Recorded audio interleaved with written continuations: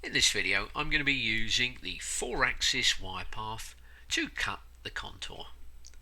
4-axis wire paths have different geometry in both the XY plane, that's the lower contour, and the UV plane, the upper contour. 4-axis wire paths create different wire movements in the XY and UV planes. So let's get started. I'm going to move up to the upper right and click on the Wire Paths tab, and then over on the left in the Wire Paths section I'm going to select 4-axis. Now over on the left the chaining dialog box shows up, and at present we've got chain set. I'm going to change that and select point. Now for the point I have a thread point down at the bottom here. Now there's a visual cue that allows me to snap to this point, and I've selected it. Next up, at the very bottom of the chaining dialog box, I'm going to click on the options icon. Now right at the bottom, the sync mode, it's set to none. I'm going to open this up and I'm going to change it to by branch. Now by branch matches the chains at branch points, and this can be used for most chain synchronization. Now I'm done here.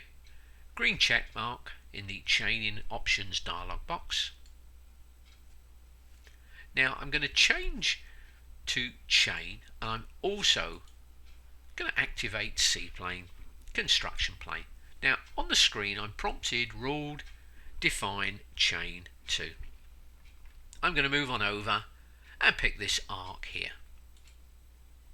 So there's our contour selected, and the prompt changes to rule define chain 3, and what I'm going to do is pick this arc at this position.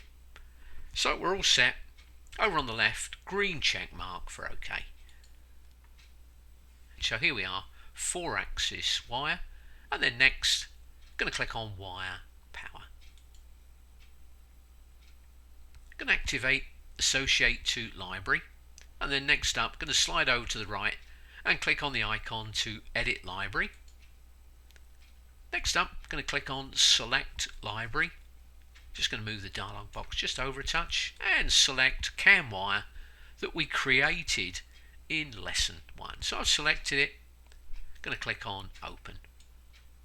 Now I'm done here, green check mark for OK. Over on the left, going to click on cut parameters.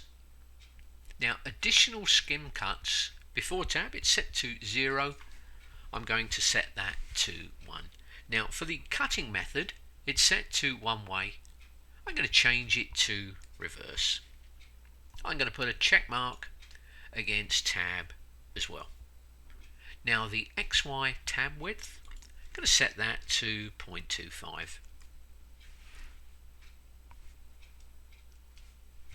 So our cut parameters are all set. Over on the left, I'm going to click on stops. Now output stop code, at present it's set to as glue stop. I'm going to change it to as stop. So as stop pauses the wire machine until it is restarted by the operator.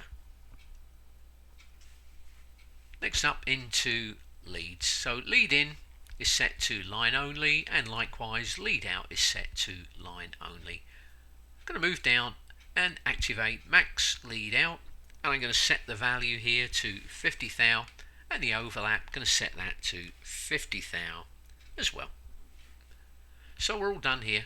Over on the left, going to click on 4-axis. So the format is set to 4-axis taper, and as you can see the sync option here is set to by branch. Now for the rapid height, I'm going to set that to 1. The UV trim plane, I'm going to set that to 0.5. The UV height will remain at 0.375. XY height, I'm going to leave that at 0, and the XY trim plane -0.1.